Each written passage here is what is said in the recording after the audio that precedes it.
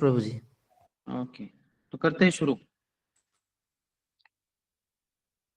जय राधा माधव कुंज बिहारी गोपी जन वल्लभ गिरिवरधारी। जय राधा माधव कुंज बिहारी गोपी जन वल्लभ गिरिवरधारी। यशोदानंदन ब्रज जन रंजन यशोदानंदन ब्रज जन रंजन यमुना तीरावनचारी यमुना तीरावनचारी। जय राधा माधव कुंज विहारी गोपी जन वल्लभ गिरिवरधारी। जय राधा माधव कुंज बिहारी गोपी जन वल्लभ गिरिवरधारी। हरे कृष्ण कृष्ण कृष्ण हरे हरे, हरे राम राम राम हरे हरे। हरे कृष्ण कृष्ण कृष्ण हरे हरे, हरे राम राम राम हरे हरे। हरे कृष्ण कृष्ण कृष्ण हरे हरे, हरे राम राम राम हरे हरे।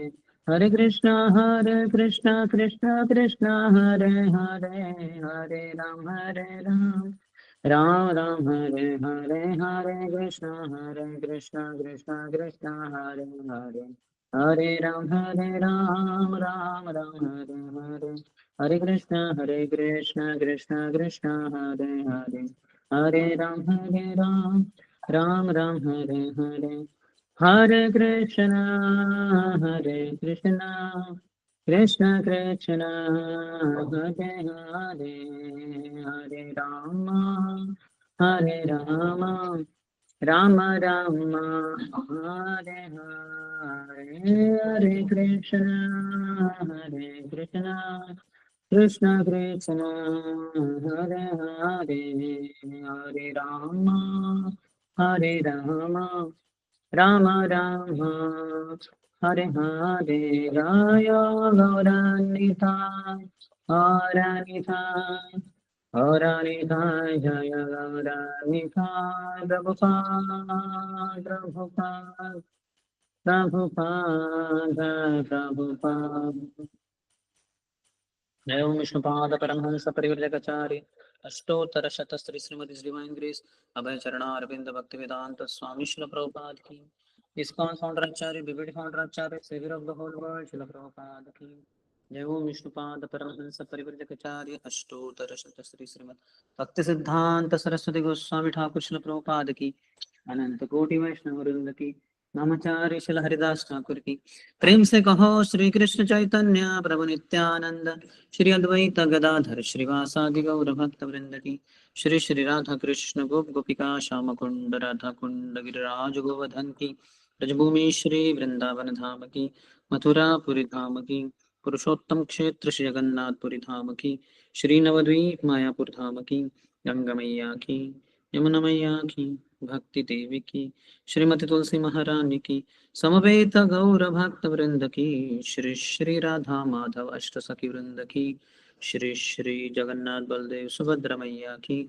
श्री श्री गौर निताय की। श्री श्री प्रहलाद नरसिंह देव भगवान की। ग्रंथराज श्रीमद् भागवतम की। निताय गौर प्रेमानंदे। All glories to the assembled devotees. All glories to the assembled devotees. All glories to the assembled devotees. All glories, all glories, all glories to Shri Guru and Shri Gauranga. Namo Vishnupadaya Krishna Preshthaya Bhutale Shrimati Bhakti Vedanta Swamin iti namine. Namaste Saraswati Deve Gauravani Pracharine Nirvishesha Shunyavadi Paschatya Deshatarine. ओम नमो भगवते वासुदेवाय। ओम नमो भगवते वासुदेवाय। ओम नमो भगवते वासुदेवाय। हरे कृष्णा। आज सुबह की श्रीमद् भागवतम कक्षा में उपस्थित सभी भक्तों का हार्दिक स्वागत है। हम चर्चा कर रहे हैं श्रीमद् भागवतम स्कंद 3 अध्याय 26 जिसका शीर्षक है प्रकृति के मूलभूत सिद्धांत। प्रकृति के मूलभूत सिद्धांत। इसमें आज के कक्षा में 52, 53 और 54 इन श्लोकों के ऊपर चर्चा है। तो पहले मैं प्रार्थना कर लेता हूँ। ओम ज्ञानतिमिरन्धस्य ज्ञानाञ्जनशलाकया चक्षुरुन्मीलितं येन तस्मै श्रीगुरवे नमः। श्रीचैतन्य मनोभीष्टं स्थापितं येन भूतले स्वयं रूपः कदा मह्यं ददाति स्वपदान्तिकं। वन्देऽहं श्रीगुरुः श्रीयुतपदकमलं श्रीगुरून् वैष्णवांश्च श्रीरूपं साग्रजाता सहगणा रघुनाथान्वितं तं सजीवं साद्वैतं सावधूतं परिजनसहितं कृष्णचैतन्यदेवं श्रीराधा कृष्णपादान् सहगणा ललिता श्रीविशाखान्वितांश्च वाञ्छाकल्पतरुभ्यश्च कृपा सिन्धुभ्य एव च पतितानां पावनेभ्यो वैष्णवेभ्यो नमो नमः। जय श्री कृष्ण चैतन्य प्रभु नित्यानंद श्री अद्वैत गदाधर श्रीवास आदि गौर भक्त वृंद। हरे कृष्णा कृष्णा कृष्णा हरे हरे, हरे राम राम राम हरे हरे।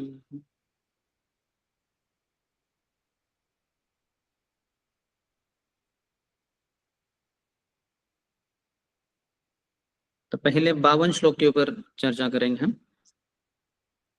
इस अध्याय में 26वां अध्याय जिसका शीर्षक प्रकृति के मूलभूत सिद्धांत है, उसमें पहले 2 श्लोकों में चर्चा हुई थी कि सांख्य के बारे में श्रवण करने से क्या लाभ होते हैं। तीसरे से 8वें श्लोकों में चर्चा हुई जीव और प्रकृति और पुरुष इनके आपस में कैसे व्यवहार होते हैं, उनके कौन से गुण धर्म है। फिर 9 से 14 इसमें माता देवहूति ने जो प्रश्न पूछा उसका भगवान कपिल देव उत्तर दे रहे हैं। उन्होंने प्रश्न पूछा था कि प्रकृति और पुरुष के बारे में और अधिक से बताइए। तो उसमें अभी जो ये हम चर्चा कर रहे हैं 50 से 53 इन 4 श्लोकों में कार्य सृष्टि के बारे में वर्णन हो रहा है। तो दूसरे स्कंद में बताया गया था कि कैसे जो अलग अलग लोक हैं एक ब्रह्मांड के अंतर्गत इनकी रचना होती है। तो अभी इसमें और जो 24 घटक है, जो मूलभूत तत्व है, उनकी रचना कैसे होती है उसके बारे में बताया जा रहा है। तो मैं 52वां श्लोक पढ़ता हूँ।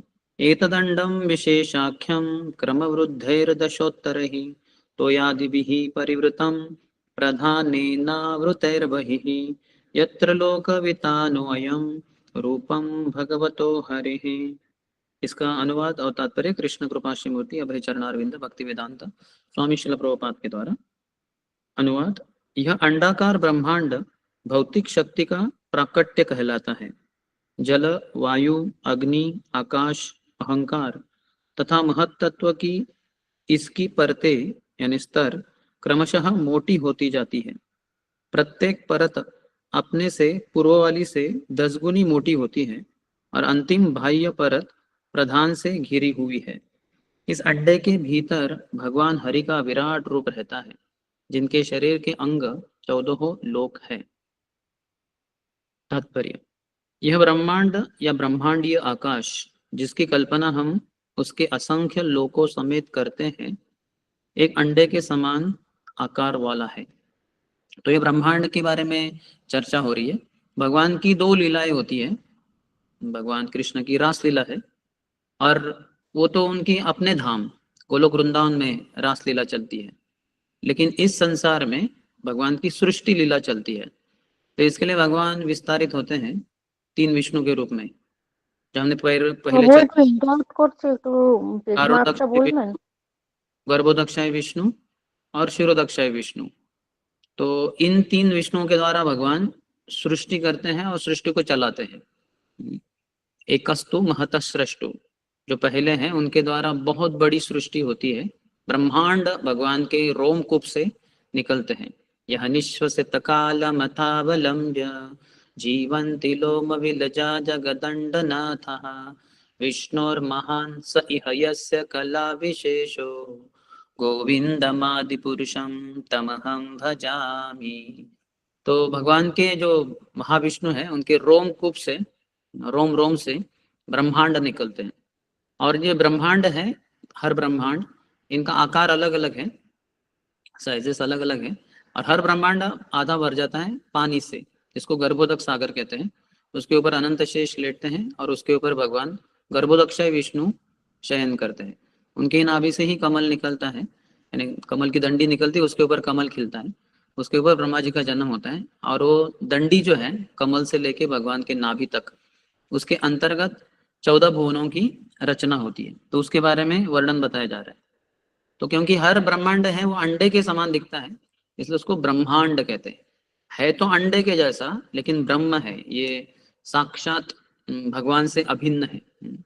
तो इसलिए ब्रह्मांड कहते हैं उसको। जैसे ब्रह्म मुहूर्त हम कहते हैं, ब्रह्मचारी हम कहते हैं, ब्रह्म में चरण करने वाला, हमेशा भगवान में जो मग्न रहता है उसको ब्रह्मचारी कहते हैं। या फिर यहाँ जैसे बताया गया ब्रह्म अंड, ये आध्यात्मिक भी है। जिस तरह अंडा एक कवच से घिरा रहता है, उसी तरह यह ब्रह्मांड भी विविध परतों यानी स्तरों से घिरा है। हम सब अंडे को जानते हैं, तो अंडे के ऊपर एक बड़ा हार्ड शेल, एक आवरण होता है सफेद रंग का। तो ऐसे ही ये ब्रह्मांड भी घिरा हुआ है परतों से। हमारे प्रभुपाद बताते कि कुछ तो 4 बिलियन योजन ये हमारे ब्रह्मांड का डायमीटर है, व्यास है। यहाँ से लेके यहाँ तक जो अंडे के समान है, उसका जो लंबाई है, व्यास यानी डायमीटर, वो कुछ तो 4 बिलियन योजन है। तो अभी उसके 10 गुना अधिक ये पहला उसका आवरण है। ये जो पृथ्वी से बना हुआ ये ब्रह्मांड है, उसके बाहर उससे भी 10, यानी अगर 4 बिलियन है तो वो 40 बिलियन योजन वाला पानी का स्तर है, जो पहला आवरण है उसको। फिर अभी इससे और 10 गुना अधिक 400 बिलियन योजन वाला वो अगला वाला, यानी वो फायर वाला, वो उसको कवरिंग दिया हुआ है। फिर उससे भी अधिक 10 गुना, यानी 4000 बिलियन योजन वाला वो हवा का स्तर उसको आवरण आवरण करता है, आवृत्त करता है। उसके बाहर फिर वो जो है वो इसका आकाश का वो 40,000 बिलियन योजन का होगा। तो इतना जबरदस्त रचना है, उसकी चर्चा हो रही है इधर। इसकी पहली परत जल है, दूसरी अग्नि, फिर वायु, तब आकाश, और अंतिम परत है प्रधान। तो उसके बाहर फिर 10 गुना बढ़ता जाता है, अगला लेयर पहले वाले से 10 गुना अधिक होगा। तो इसके बाहर मन का होगा, वो 4 लाख बिलियन योजन वाला आवरण होगा। फिर उसके बाहर बुद्धि का होगा, वो 40 लाख बिलियन वाला वो आवरण होगा। और उसके बाहर फिर अहंकार का होगा, जो कितना होगा अभी 400 लाख बिलियन योजन वाला अहंकार का होगा। और उसके बाहर फिर प्रधान है, जैसे वो अंडे के अंदर जो भी है उसके बाहर वो सफेद रंग का उसका जो हार्ड कवरिंग है, उसी तरह से इसके बाहर अभी प्रधान है। इस अंडाकार ब्रह्मांड के भीतर विराट पुरुष के रूप में भगवान का विराट रूप है। तो जो 14 भुवनों की रचना होती है उसकी तुलना विराट रूप से की है। ये भगवान का भौतिक शरीर कहलाया गया है। जो भगवान का प्रत्यक्ष रूप है गोलोक वृंदावन में, वो तो सब चिन्मय है, वो आध्यात्मिक है, सच्चिदानंद भगवान का रूप है। लेकिन इस ब्रह्मांड में क्योंकि ये अष्ट धातु से बना हुआ है, तो यहाँ भगवान भी एक अपना एक भौतिक शरीर जैसे धारण करते हैं, जिसको विराट रूप कहते हैं। बहुत विराट है ये। अभी हम ये चर्चा ही कर रहे हैं कि कितना ये जो परतें हैं यानी स्तर हैं कितने मोटे मोटे हैं, हम तो योजना भी नहीं कर सकते। आगे कहते हैं सारे लोग उनके शरीर के अंग है। इसकी व्याख्या श्रीमद् भागवत के 2 स्कंद में पहले ही की जा चुकी है। सारे लोग भगवान के इस विराट रूप के विभिन्न अंग माने जाते हैं। जो लोग भगवान के दिव्य रूप की प्रत्यक्ष पूजा में नहीं लग पाते, उन्हें चाहिए कि वे इस विराट रूप का चिंतन करें और पूजा करें। तो ऐसे भी ब्रह्मांड में लोग हैं जो विराट रूप की पूजा करते हैं, यानी इस ब्रह्मांड के ही ये ब्रह्मांड प्रकृति जो है इसकी ही पूजा करते हैं। यहाँ तक कि जो आदिवासी लोग रहते हैं, मागास वर्गीय लोग, एबोरिजिन्स, जो जंगल में वगैरह रहते हैं, वो कभी अनपढ़ रहते हैं और वो कुछ भी खाते हैं एक तरीके से ना, सांपों को वगैरह पकड़ के खाते हैं, मगरमच्छ को खाएंगे वो लोग। तो बहुत ही नीचे स्तर की उनकी चेतना होती है। लेकिन ऐसे लोग भी जब बड़े बड़े पर्वत को देखते हैं तो तुरंत नमस्कार करते हैं। उनको समझ में आता है कि ये कुछ तो यानी भगवान वगैरह उनको समझ में नहीं आएगा, लेकिन उनकी जो एक प्रकार की चेतना है उसके अनुसार कि ये जो है कुछ तो बहुत ही भयानक, यानी बहुत ही बड़ा है ये करके, या फिर बिजली चमकती है आकाश से बरसात के दिनों में, तो वो नमस्कार करते हैं कि ये तो कोई शक्ति है, बहुत ही शक्तिमान कोई तो इसके पीछे है। क्या है कुछ है उनको कुछ भी पता नहीं, लेकिन कुछ तो है। तो इसलिए विराट रूप की आराधना करने वाले लोग हैं। तो भगवान जो साक्षात भगवान कृष्ण है, श्याम सुंदर या यशोदा नंदन, जो द्विभुज नीले रंग के यानी काले घनश्याम वर्ण के, जो पीताम्बर पहनने वाले, मोर मुकुट, बंसी धारण करने वाले, सुंदर बंसी बजाने वाले, गोपियों के स्वामी या ग्वाल बालों के मित्र, या माता यशोदा नंद महाराज के पुत्र, इस रूप में जिनको जानकारी नहीं है भगवान साक्षात पूर्ण पुरुषोत्तम भगवान के रूप में, तो ऐसे लोगों के लिए फिर ये ऐसा विराट रूप है जिसकी वो चिंतन कर सकते हैं, उसका वो पूजा कर सकते हैं। निम्नतम लोक पाताल परमेश्वर का तलवा माना जाता है और पृथ्वी उनका उदर मानी जाती है। तो अभी आप जानते हैं बीच में जो है वो है भूर लोक, उसको पृथ्वी भी कहते हैं वैसे, लेकिन ये पृथ्वी हमारी वाली पृथ्वी नहीं, वो भूर लोक है पूरा। जो हमारे वाली पृथ्वी है वो तो सिर्फ जो हिमालय पर्वत है जो 10,000 योजन ऊंचा है, 10,000 योजन चौड़ा है और 10,000 योजन ये भी है लंबाई, उसकी लेंथ ब्रेथ एंड हाइट जो 10,000 योजन है, वो वाला हिमालय, ये अपना वाला हिमालय नहीं, जो जम्मू कश्मीर के ऊपर वाला, वो तो सिर्फ 8 किलोमीटर ऊंचा है, वो तो बहुत छोटा है।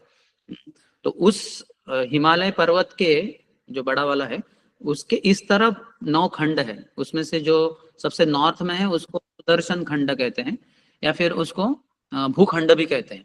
तो वो जो भूखंड है उसको हम जो है उसको कहते हैं पृथ्वी, हम कहते हैं। लेकिन ये जो है ये तो सिर्फ एक खंड हुआ भूखंड, और ऐसे 9 है, वो हिमालय के इस तरफ है। उसके आगे फिर किम पुरुष वर्ष है, हरिवर्ष है, जो जम्बू द्वीप है उसकी रचना हो रही है, उसके चर्चा हम कर रहे हैं। तो उसमें 9 वर्ष है, उत्तर कुरु वंश है, रम्यक वर्ष है। तो ये तो सिर्फ बीच में जम्बू द्वीप हो गया, जो हम यज्ञ में चर्चा करते हैं कि जम्बू द्वीपे भारत वर्षे भूखंडे या भारत खंडे, फिर हम कहेंगे भारत देशे, फिर उसमें कहेंगे कि पूना शहरे, फिर जो भी उसका एक एरिया है, गोकुल नगर, ऐसा एक उसका स्थान है, तो उसके अंतर्गत ये मंदिर है, श्री श्री राधा वृंदावन चंद्र मंदिर है। तो कहाँ है, जीपीएस में जैसा हमारा लोकेशन होता है तो उसके अनुसार शास्त्रों में ये भी बताया गया है। तो ये जम्बू द्वीप के बाहर फिर खारे पानी का समुद्र है, नमकीन पानी का, तो वो बहुत लंबा है। फिर उसके बाद क्रौंच द्वीप है, लक्षद्वीप है, शालमली द्वीप है। तो ये सब मिला के होते हैं, सब मिला के जो होते हैं उनको पूरा जो है उसको भूर लोक कहते हैं, ये बहुत बड़ा है। तो ये सब दंडी के अंदर है जो ब्रह्मा जी जिसके ऊपर है, और नीचे भगवान गर्भोदक्षाय विष्णु है, तो उसकी चर्चा हो रही है। तो भगवान का ये विराट रूप यानी 14 भुवनों से रचना उनसे तुलना की है। तो बीच वाला जो है भूर लोक वो भगवान के उदर यानी पेट के समान है, और नीचे जो है अतल वितल सुतल तलातल महातल रसातल पाताल।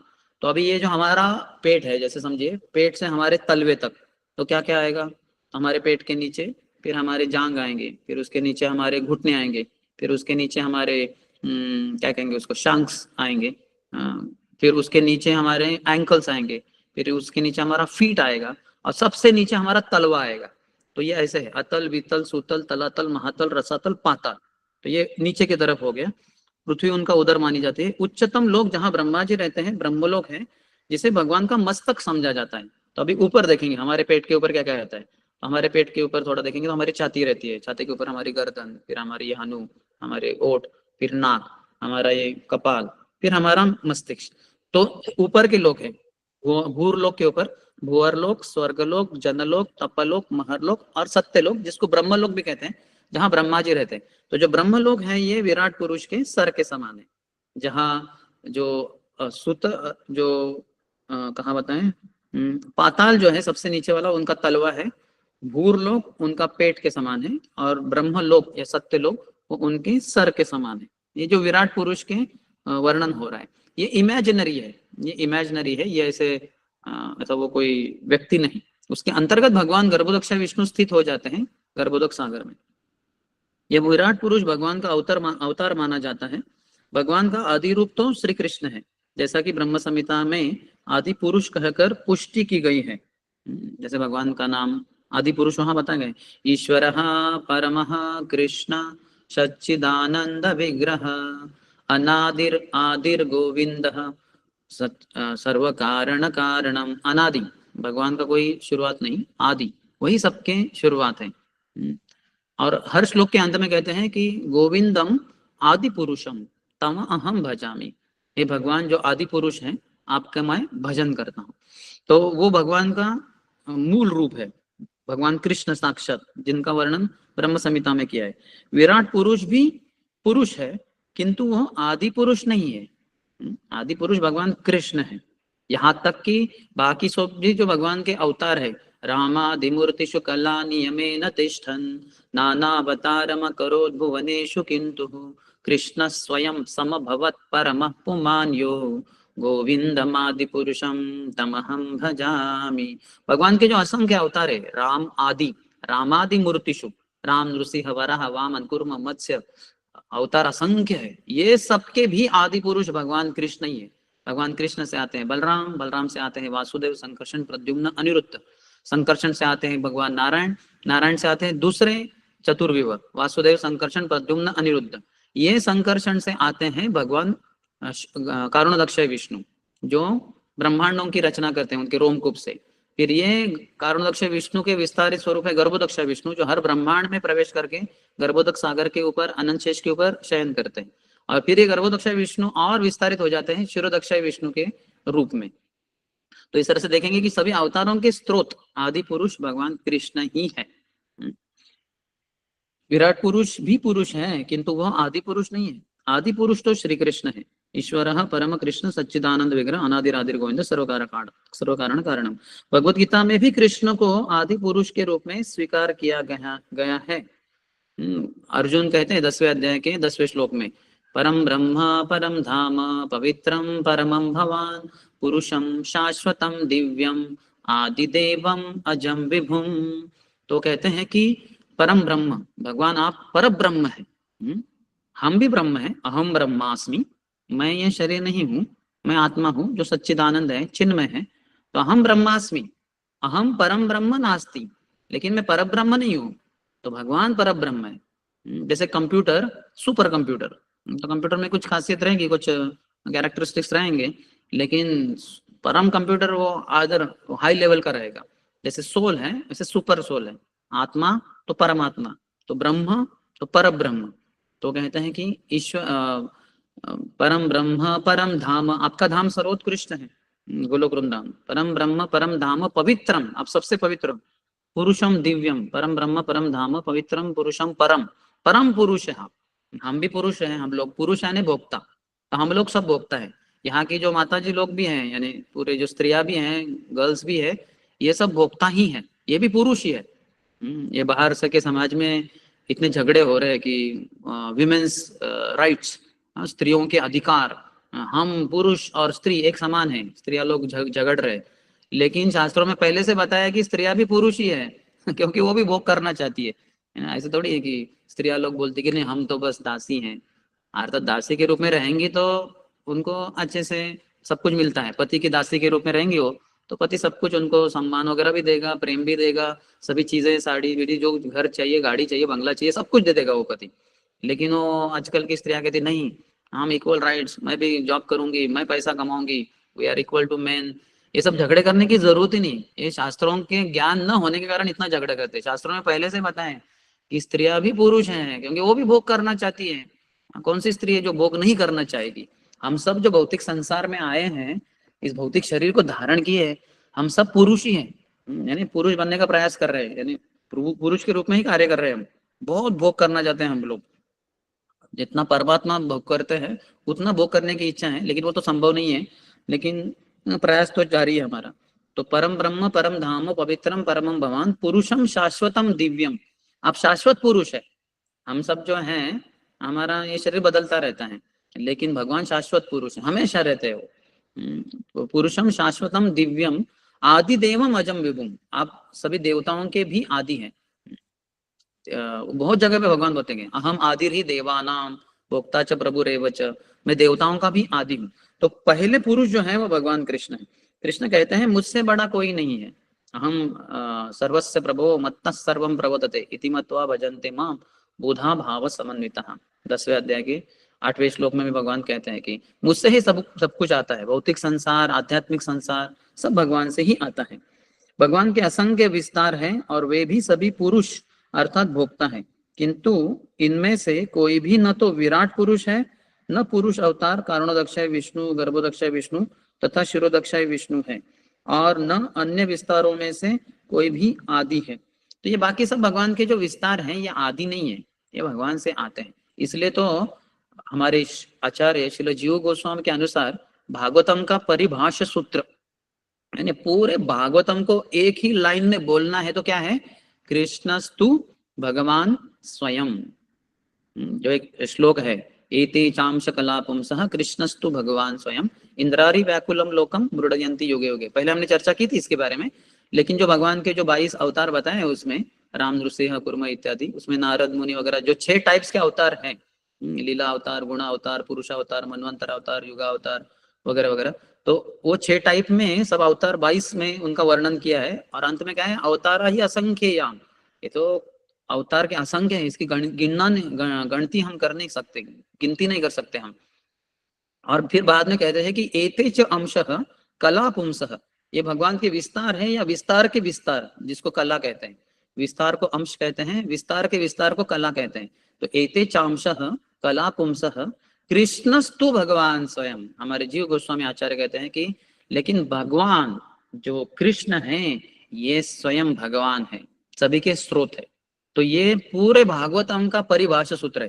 पूरे भागवतम को एक लाइन में आपको समझना है तो ये है। बाकी तो विस्तार से चर्चा की है, भक्त हैं, फिर सृष्टि है, बहुत कुछ बताया गया है, लेकिन एक ही सेंटेंस में बोला जाए तो कृष्णस्तु भगवान स्वयं। Krishna is the supreme personality of God. हम देखते प्रभुपाद के ग्रंथों में सब जगह पे प्रभुपाद यही सेंटेंस कितना हजारों बार लिखा है प्रभुपाद ने, Krishna is the supreme personality of God. क्यों? क्योंकि ये भागवतम का परिभाषा सूत्र है। कृष्णस्तु भगवान स्वयं, ये साक्षात भगवान है।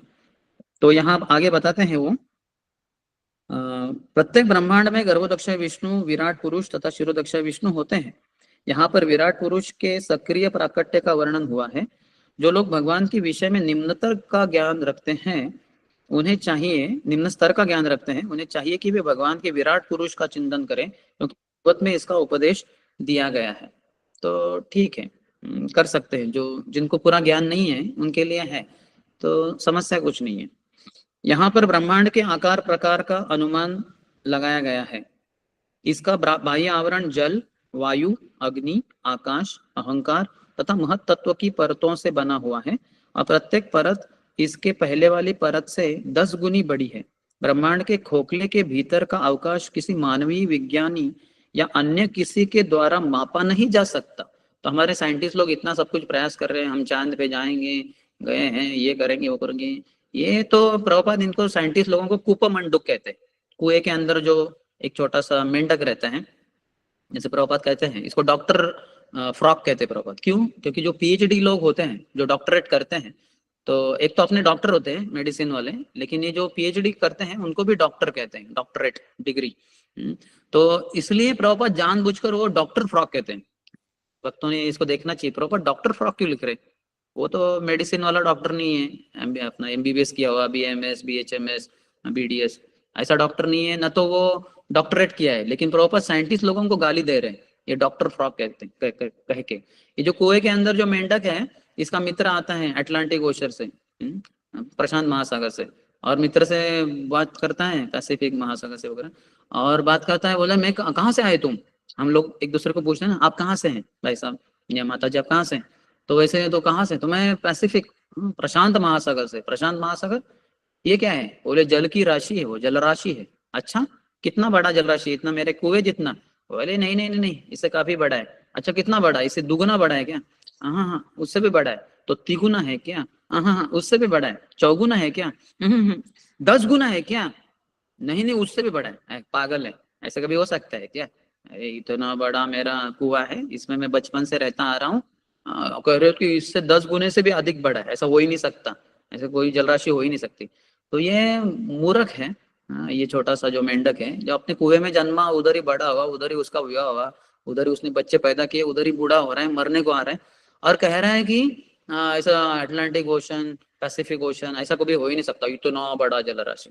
तो ऐसे ये डॉक्टर फ्रॉग वाले साइंटिस्ट लोग हैं, डॉक्टर जो भी साइंटिस्ट रहेंगे वो, उनके नाम डॉक्टर से शुरू होते हैं। तो लेकिन इन लोगों को पता नहीं ब्रह्मांड कितना बड़ा है।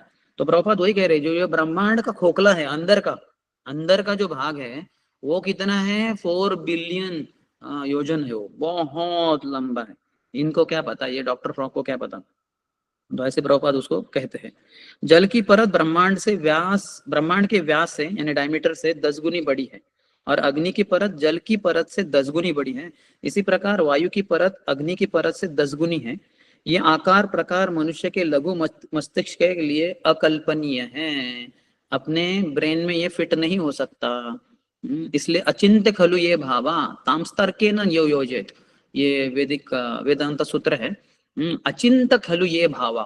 तो भगवान की ये सृष्टि है, अचिंत है, चिंतन के परे है, अचिंतनीय है। हम नहीं समझ, अपने ब्रह्मांड अपने ब्रेन में ये घुस नहीं सकता।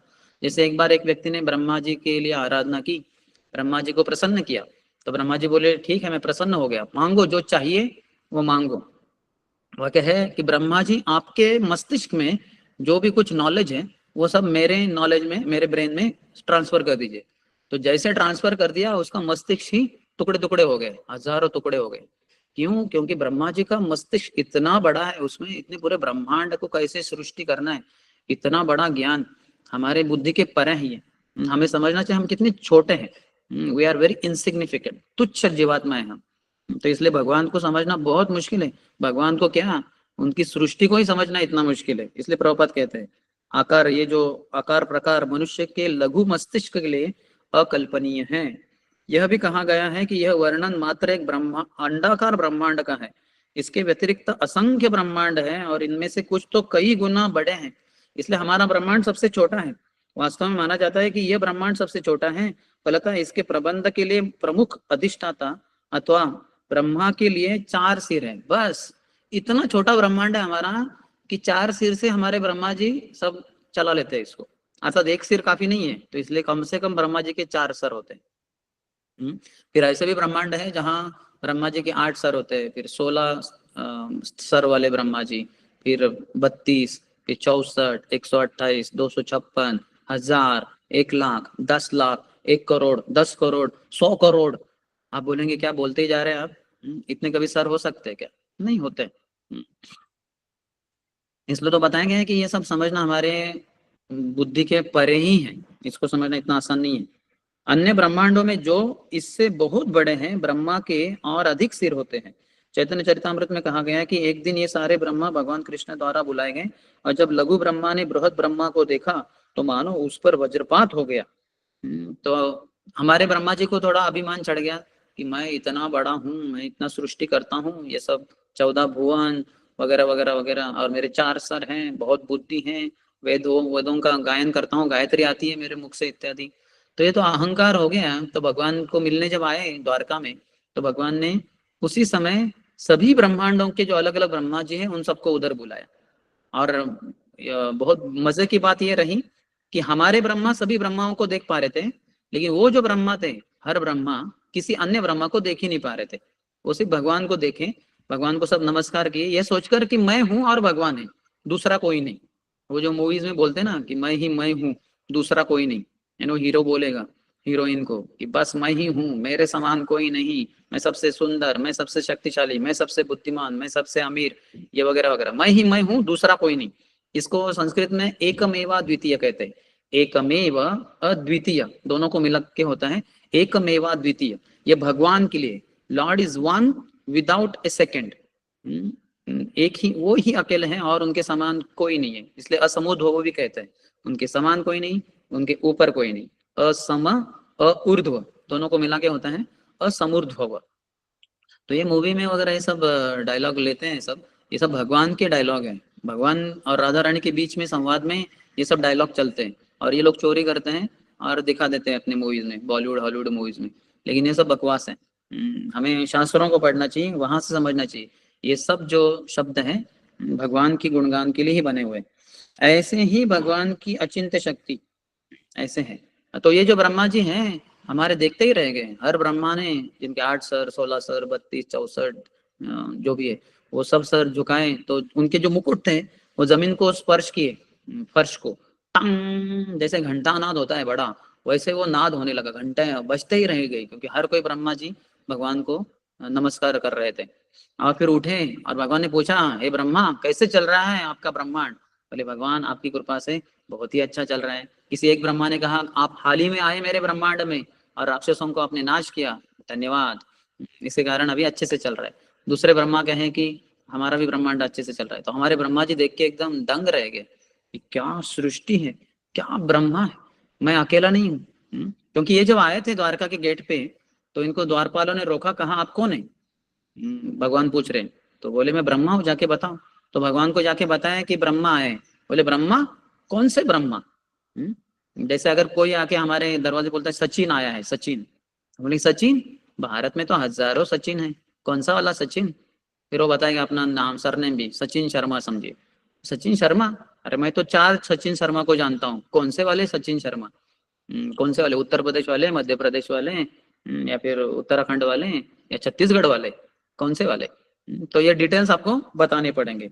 तो ऐसे हमारे ब्रह्मा को बड़ा आश्चर्य हुआ, क्या बात कर रहे हैं, कौन से ब्रह्मा? मैं अकेला तो ब्रह्मा हूँ। बोले नहीं बहुत हैं। तो बताए, बोले ठीक है वो 4 सर वाले ब्रह्मा जो चतुष कुमार के पिताजी है। तो बोले ठीक है आ जाओ अंदर। तब अंदर जाके उन्होंने करोड़ों करोड़ों ब्रह्माओं को देखा। कोई भी चिंतन द्वारा या ईश्वर के साथ मिथ्या ऐक्य द्वारा ईश्वर की लंबाई चौड़ाई नहीं नाप सकता।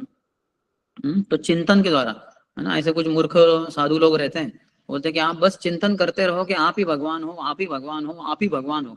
चिंतन करते करते करते करते एक समय आएगा जब आपको ये साक्षात्कार हो जाएगा कि साक्षात आप ही भगवान है। ऐसे मूर्ख लोग है ये साधु लोग, ये खुद ही बोलते हैं कि मैं भगवान हूँ और आपको भी भगवान बना सकता हूँ, बस वो जो डोनेशन बॉक्स है उसमें 10,000 रुपये डाल दो, तो मेरे शिष्य बन जाओ और तुम सोचते रहो कि तुम भगवान हो, मैं भगवान हूँ, मैं भगवान हूँ, मैं भगवान हूँ, मैं भगवान हूँ। ऐसे सोचते सोचते सोचते एक समय आएगा आपको समझ में आ जाएगा कि आप ही भगवान।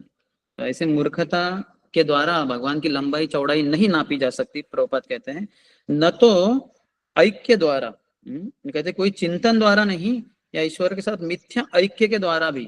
जैसे ये जो मायावादी लोग रहते वो सोचते हैं कि हम लिबरेट हो गए और अभी हम भगवान ही बन गए।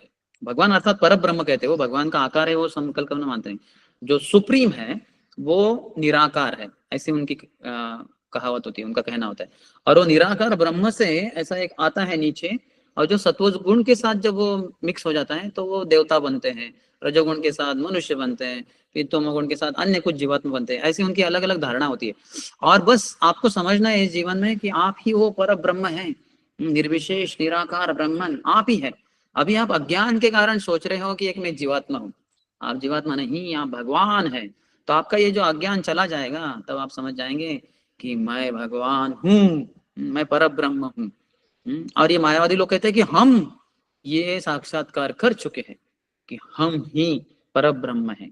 तो इसलिए प्रभुपाद वो बार बार श्लोक कोट करते हैं, ये अन्य अरविंदाक्ष विमुक्त मानिनस त्वय्यस्त भावा अविशुद्ध बुद्धय आरुह्य कृष्णेण परम पदम ततः पतंति अधः अनादृत युष्मदग्रह। ये अन्य अरविंदाक्ष विमुक्त मानिना, ये जो लोग हैं मायावादी लोग, विमुक्त मानिना सोचते हैं कि मैं मुक्त हो गया, यानी मैं अभी कौन हूँ, मैं पर ब्रह्म हूँ, मैं समझ गए। ये जो बाकी अज्ञानी मानव लोग हैं वो अज्ञान के कारण सोच रहे हैं कि ये जीवात्मा है। एक्चुअली ये सब भी अगर थोड़ा सा ध्यान करेंगे जैसे हम बता रहे हैं तो ये लोग भी समझ जाएंगे कि ये भी पर ब्रह्म है करके। तो ये अन्य अरविंदाक्ष विमुक्त माने न स्वयस्त भावा अविशुद्ध बुद्धया, उनकी जो बुद्धि है बहुत ही कलुषित है, बहुत ही गंदी है। अविशुद्ध बुद्धया आरुह्य कृष्णेण परम पदम ततः, ले दे के अगर वो पहुंच भी गए ब्रह्म ज्योति, पतंति अधः, नीचे गिर जाएंगे। अनादृत युष्मत अंग्रय, क्योंकि भगवान के चरण कमलों का अनादर करते हैं, आदर नहीं करते। भगवान सविशेष है, यानी भगवान का आकार है, रूप है, ये नहीं समझकर वो कहते हैं भगवान निर्विशेष है, निराकार है, आकार नहीं, कुछ उनमें गुण नहीं, कुछ नहीं है, बस एक दैदीप्यमान एक ऐसा गोला है। तो ये बड़ी समस्या है मायावाद, इसलिए प्रभुपाद बहुत जोर शोर से इसका खंडन करते हैं अपनी सभी जगह पे। इसलिए तो प्रभुपाद का जो प्रणति मंत्र है, निर्विशेष शून्यवादी पाश्चात्य देश तारिणी, पाश्चात्य देश में भी है ये निर्विशेषवाद, और अभी भारत में भी बहुत जगह पे है, शंकराचार्य ने बढ़ाया इसको। यदि कोई प्रयास करता है तो यह पागलपन का द्योतक है।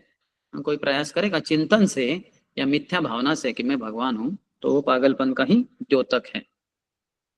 तो 53वां श्लोक है, हिरण्मया दंडकोशात् उत्थाय सलिलेशया तमाविश्य महादेवो बहुधा निर्भिपेद खम।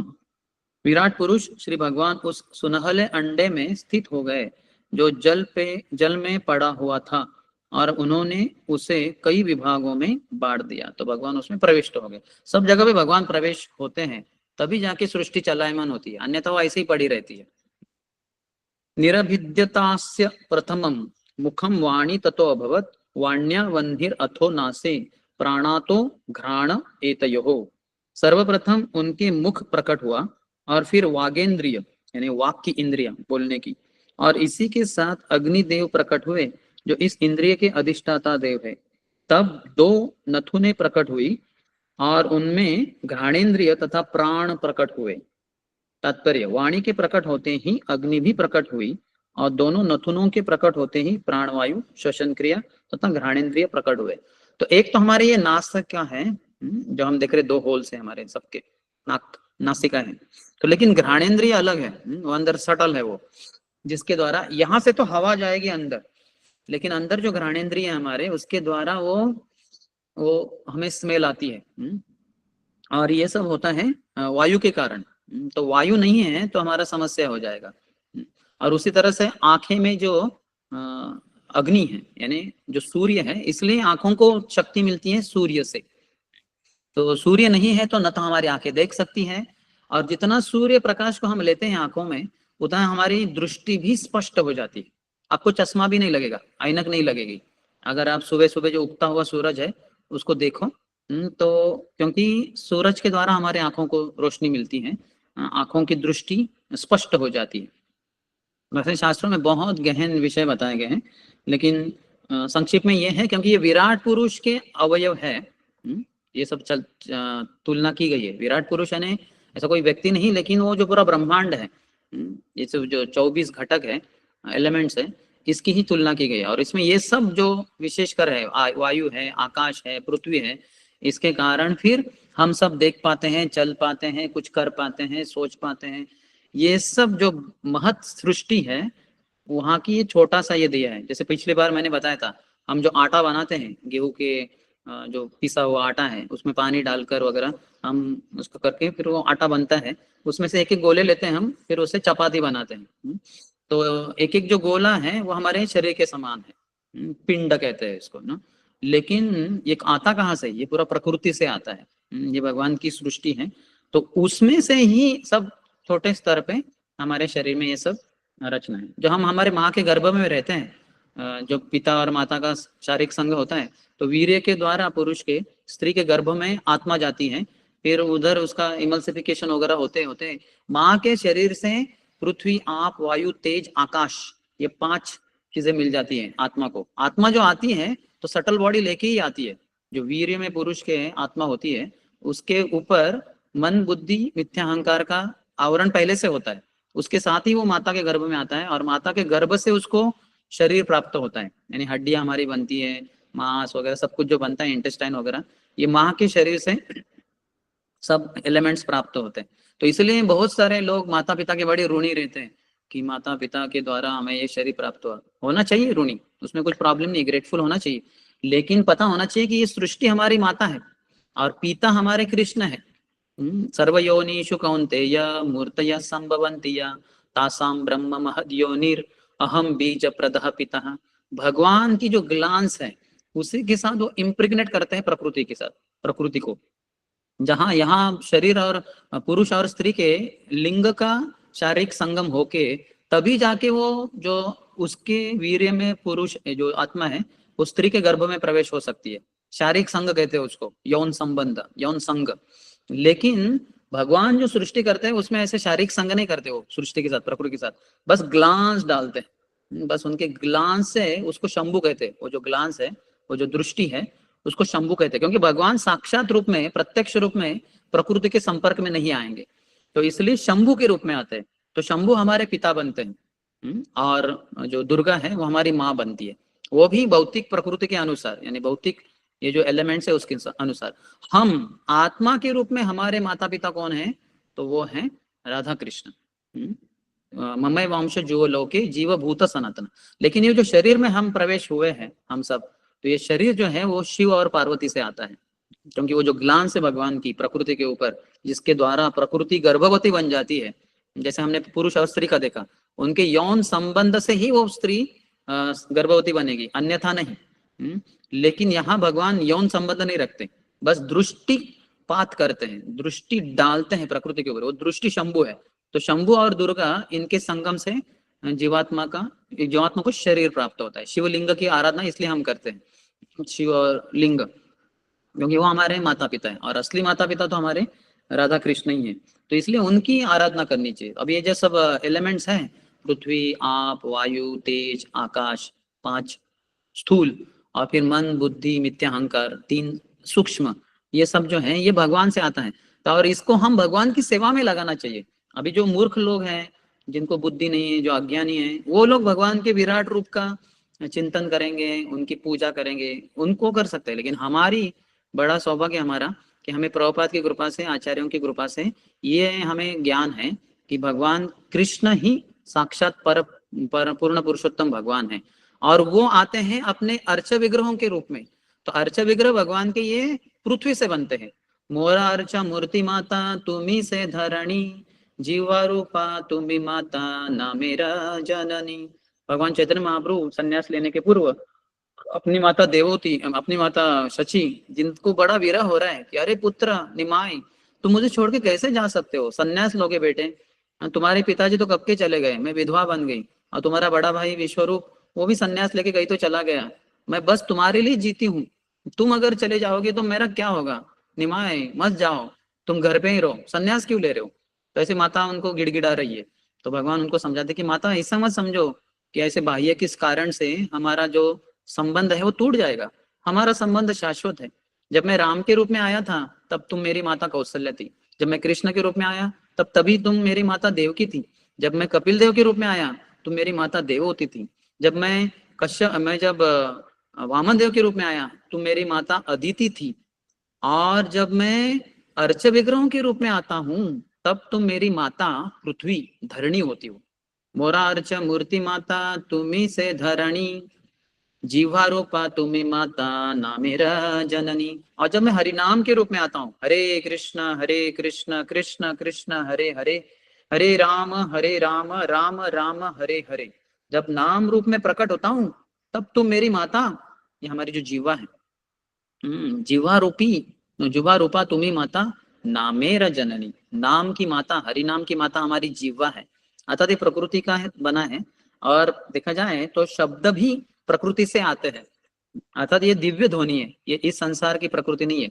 शब्द खे पौरुषम नृषु, भगवता में भगवान कहते हैं शब्द खे, आकाश में ध्वनित होता है आवाज, जिसको हम सुन पाते हैं। जैसे आप और मेरे बीच में आकाश है, या आकाश चला जाए तो मैं कितना भी मुंह खोलूं, कितना भी चिल्लाऊं, कोई नहीं सुन पाएगा, मैं खुद भी नहीं सुन पाऊंगा, क्योंकि आकाश है। तो ये आकाश से सृष्टि होती है ध्वनि की, शब्द खे, शब्द प्रकट होता है।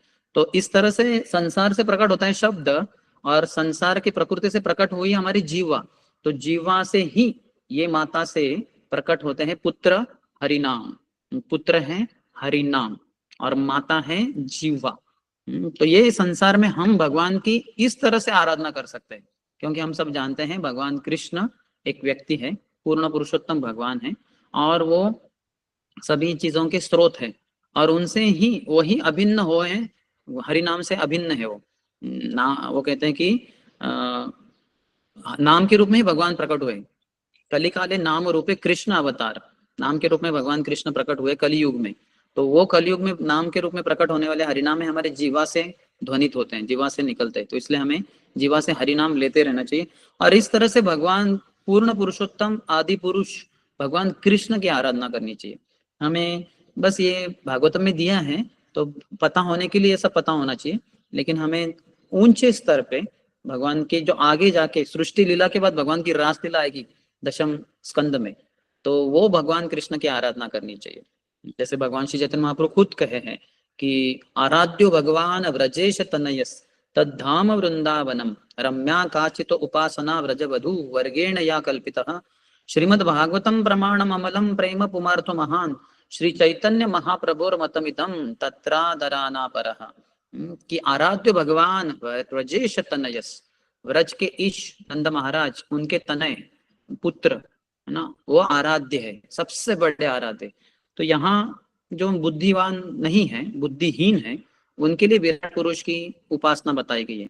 लेकिन हम सब जो बुद्धि वाले हैं, भगवान ने बुद्धि दी है, विशेषता आचार्यों की कृपा से बहुत पूर्ण बुद्धि प्राप्त हुई है। तो हमें भगवान कृष्ण की आराधना करनी चाहिए, उनके धाम वृंदावन की। तो अभी हम विराट पुरुष यहाँ जो पृथ्वी वगैरह है, इसको हम नहीं झुकते बैठते, लेकिन वृंदावन जाते हैं। व्रज रज जो है, जो एक तरीके से लगती है पृथ्वी है, लेकिन ये चिंतामणि है, ये दिव्य धाम से है। तो उसको हम अपने सर पे लेते हैं। पूरा व्रज रमण रीति में जाते हैं तो उधर लोटपोट हो जाते हैं, पूरा शरीर धूली लेप से पूरा भरा हुआ है, वो बहुत महान है। रम्या काचित उपासना व्रज वधु वर्गेण या कल्पिता। और हम किनके पद चिन्हों पे चलते हैं? व्रज वधु गोपियों के पद चिन्हों पे चलते हैं, उन्होंने जैसे सेवा की। और इसका साक्षात प्रमाण है श्रीमद् भागवतम। श्रीमद् भागवतम प्रमाणम अमलम प्रेम पुमर्थ महान, जो भगवान के कृष्ण प्रेम को जताता है, उसको बताता है कि ये सर्वोत्कृष्ट है। तो हमें हरि नाम का जप करना चाहिए, भक्तों के संग में श्रीमद् भागवतम का अध्ययन करना चाहिए, और भगवान कृष्ण की आराधना करनी चाहिए, भगवान के अर्च विग्रहों की आराधना करनी चाहिए, भगवान की श्रीमद् भागवतम को पढ़कर आराधना करनी चाहिए, और भगवान के हरि नाम को मुख से ध्वनित करके हरे कृष्ण कृष्ण कृष्ण हरे हरे, हरे राम राम राम हरे हरे। बोलो कृष्ण, भजो कृष्ण, करो कृष्ण शिक्षा। तो बोलो कृष्ण, हरि नाम लेना चाहिए। भजो कृष्ण, जो अर्च विग्रह है उनकी आराधना करनी चाहिए। करो कृष्ण शिक्षा, श्रीमद् भागवतम की जो शिक्षा है वो सबको बताओ। तो ये चैतन्य महाप्रभु का उपदेश के अनुसार हमें सर्वोत्कृष्ट आराधना करनी चाहिए। और ये जो है यहाँ जो बताए गए हैं, वो जो मूर्ख लोग हैं उनके लिए विराट पुरुष की आराधना, उनका चिंतन, वो ठीक है। तो ठीक है, किसी का कोई प्रश्न है?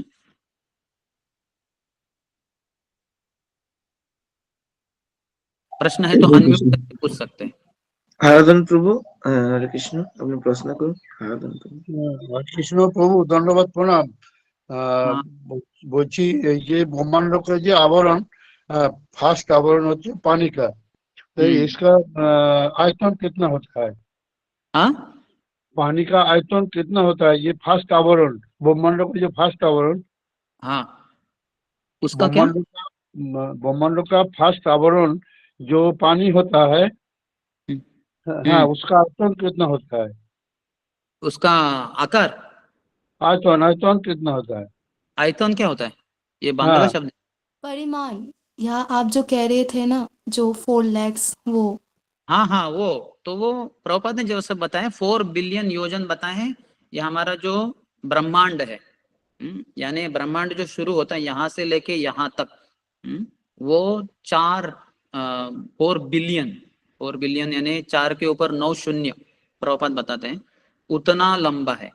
फिर उससे 10 गुना अधिक यानी 40 बिलियन, 40 बिलियन यानी 4 के ऊपर 10 शून्य, उतना लंबा योजन का वो पानी का आवरण है।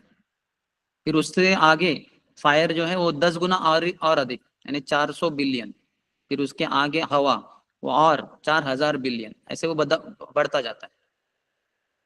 ठीक है, और प्रश्न? हरे कृष्ण प्रभु। हरे कृष्ण। स्नेहा जी माता। यस माता जी। हरे कृष्णा प्रभु जी, please accept my humble obeisance. हाँ, वॉल्यूम माता जी बढ़ाइए। All glories Praise to Srila Prabhupada. Volume बढ़ाइए माता जी, Now is it आवाज okay? नहीं आ रही। Audible? हाँ यस, हाँ yes, Prabhuji, now audible. you said that the Bhokta is the Purush, right?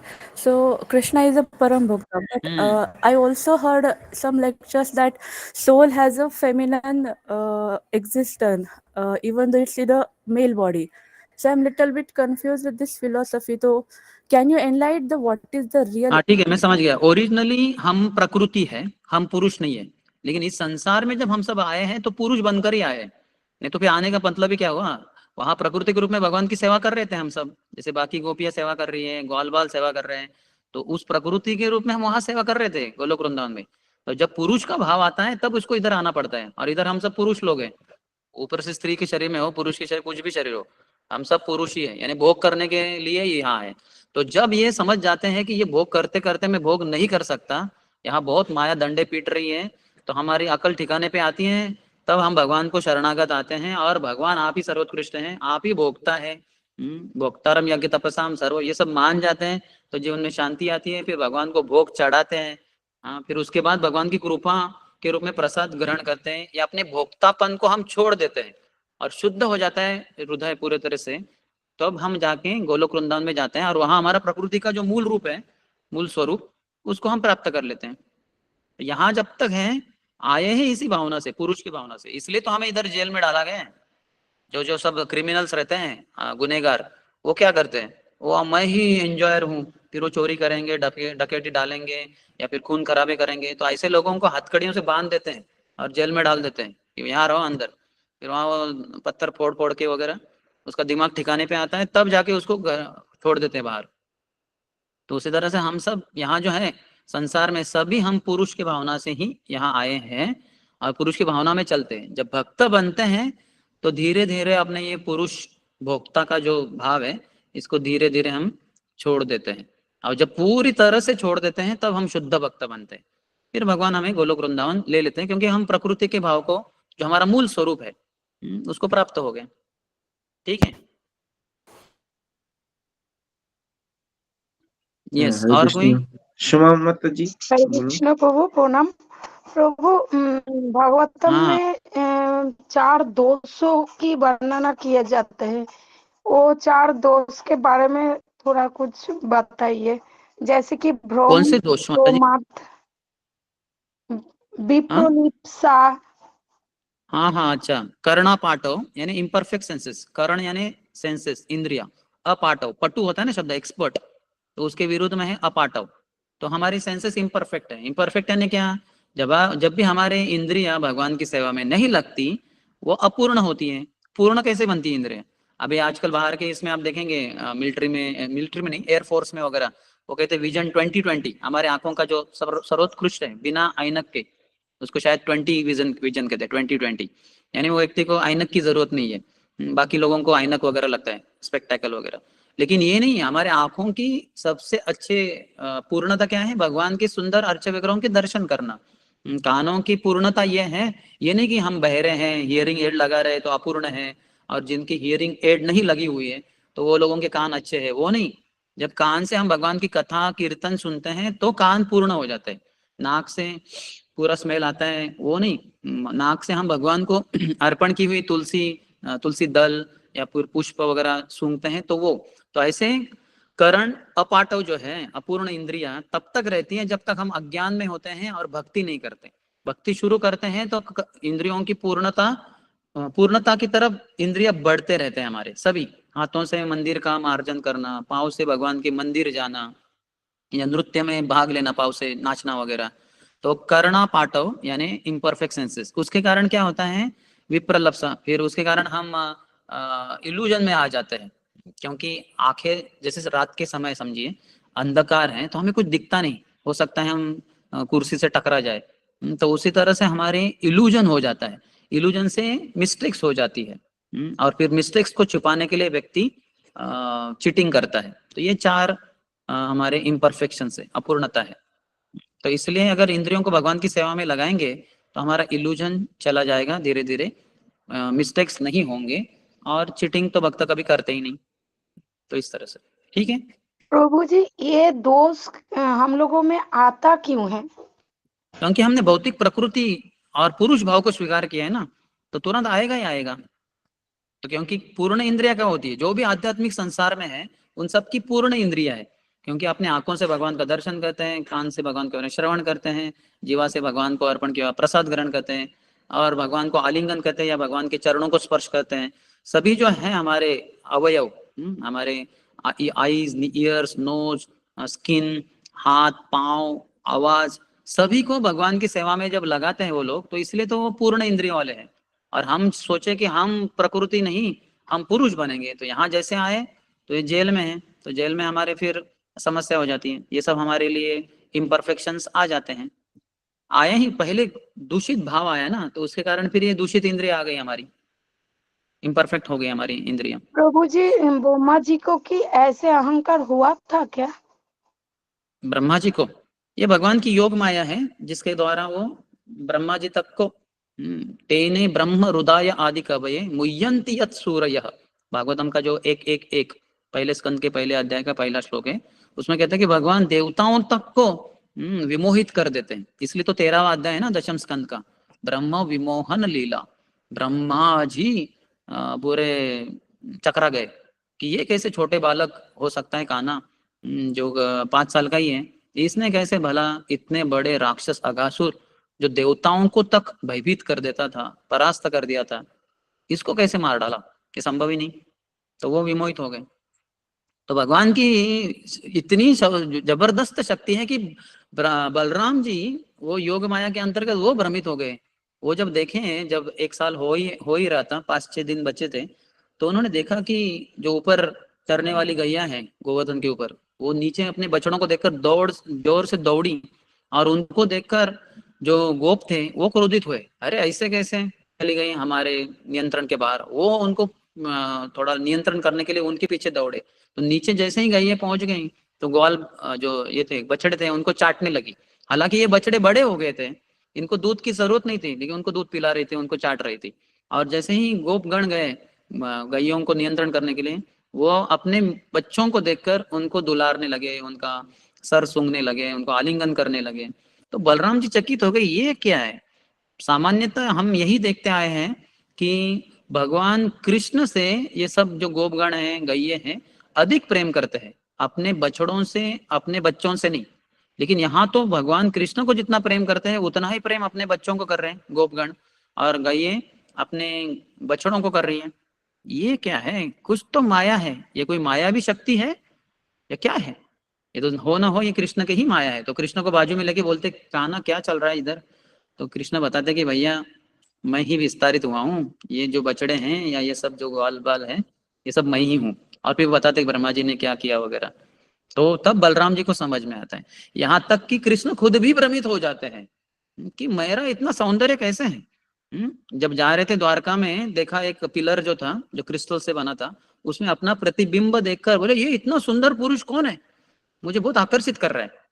तो बाद में पता चला अरे मैं खुद ही हूँ। तो इस तरह से भगवान की शक्ति इतनी जबरदस्त है, भगवान तक को मोहित करती है। लेकिन ये योग माया है, भगवान की लीला शक्ति है। भगवान कृष्ण के बारे में बात किया तो वो लीला शक्ति है, बाकियों के लिए, भक्तों के लिए वो योग माया है, लेकिन हमारे लिए महामाया है।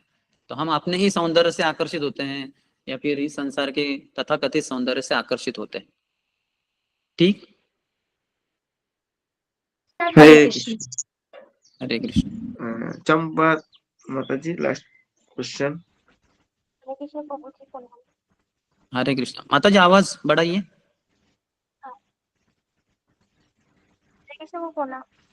हाँ हरे कृष्ण। বলছি যে हम सुनिए যে अलग अलग ब्रह्मांड है, अलग अलग ब्रह्मा जी है, तो अलग अलग ब्रह्मांड की सूर्य जी के हैं, सूर्य के हैं। हरे कृष्ण। हाँ, हर ब्रह्मांड की अपनी प्रकृति है। सूर्य होते हैं, चंद्र होते हैं, देवता होते हैं। हमारे ब्रह्मांड सबसे छोटा होने के कारण 33 करोड़ ही देवता है, देवी देवता। तो सूर्य देवता है, वो स्वास्थ्य देवता है, चंद्र है, गणेश है। तो ऐसे हर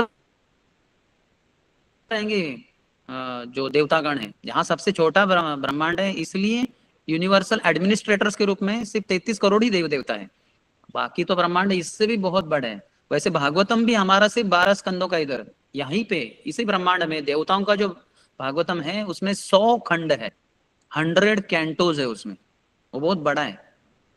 तो सृष्टि वैसे ही रहती है, छोटी रहती बड़ी रहती, लेकिन ऐसे ही रहता है स्ट्रक्चर। हर ब्रह्मांड में गर्भोदक्ष विष्णु रहते हैं अनंत शेष के ऊपर, गर्भोदक्ष सागर के ऊपर, उनके नाभि से निकलती है दंडी, और ब्रह्मा जी का ऊपर उत्पत्ति होता है। ये सब सेम रहता है, लेकिन आकार बड़े रहते हैं, उसके अनुसार फिर बड़े बड़े ये रहेंगे। और कोई प्रश्न? हरे कृष्ण प्रभु, प्रणाम हुई। हाँ हरे कृष्ण, प्रणाम। भागवत में ये श्लोक से बोल रहा है, जो आदमी को परमेश्वर भगवान को ज्ञान निर्मोह है, वही आदमी भगवान को जानता है। ये कैसी होता है? जो आदमी भगवान क्या भगवान को चिंता निर्मोह है, निर्मोह नीचा है, वही भगवान को जानता है। ये क्या होगा? ठीक से हमको बता दो। হরে কৃষ্ণ মাতাজি, আপনি বাংলায় বলুন, তারপরে আমরা ট্রান্সলেশন করব।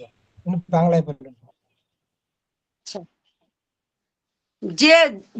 যে ভক্ত ভগবানের এই পরমেশ্বর ভগবানের চিন্তা ভাবনা নিচু ভাবে করে, সেই ভগবানের চিন্তা করতে পারে এবং ভগবানের नहीं। मैं आपका प्रश्न हरे कृष्ण, এটা কি এখানে লেখা আছে ভাগবতে? লেখা ছিল এই আজকে? যে হরে কৃষ্ণ। পরমেশ্বর ভগবান, এই যে পরমেশ্বর ভগবান সম্বন্ধে যাদের জ্ঞান নিম্ন স্তরের, তারা ভগবানের বিশ্বরূপ চিন্তা করতে পারে। এটা আমি जानते चाচ্ছি।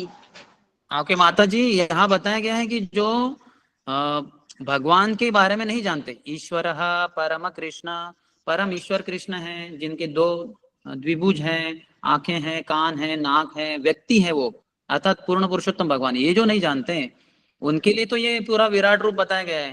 फिर करते रहो पूजा विराट रूप की, पृथ्वी आप वायु तेज आकाश सबकी पूजा करते रहते हैं वो लोग। उनको ज्ञान नहीं है, अज्ञानी है वो लोग।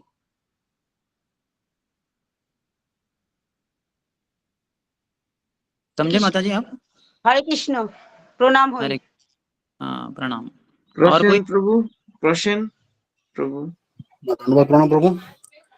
हरे मेरा एक दूसरा क्वेश्चन है, जैसे कि हम सुनते हैं मुक्ति का बहुत रास्ता है, लेकिन पुरुषचरण जो सिस्टम है वो कैसा है, उसका बारे में जाकर आप बताएं।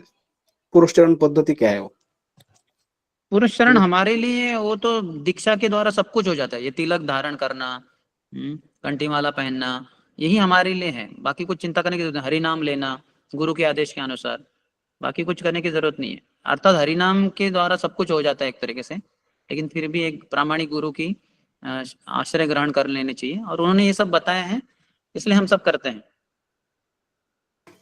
हरे कृष्ण। हरे कृष्ण। और कोई?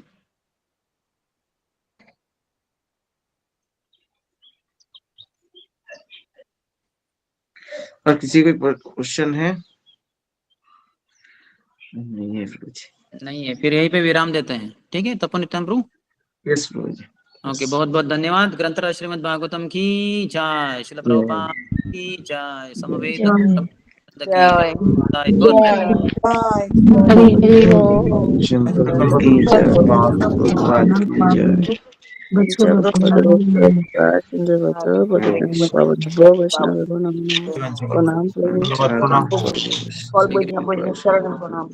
प्रणाम प्रणाम।